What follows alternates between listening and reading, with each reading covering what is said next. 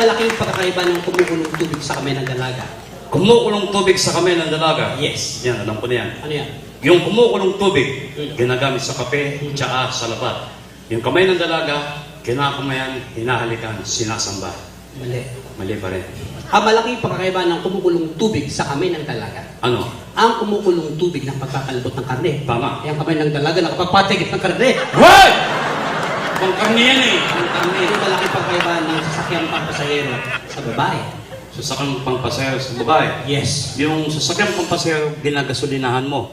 Yung babae, tinitreat mo sa labas, pinapakain mo ng steak, fried chicken. Gumagasos ka rin. Iba kinakain. Hindi. Ang malaking pagkakaiba ng sasakyang papasahero sa babae. Ano? Ang sasakyang papasahero habang maraming sumasakay, sumisikip. Oh, siyempre. Yung babae habang maraming sumasakay, lumuluwa. Why?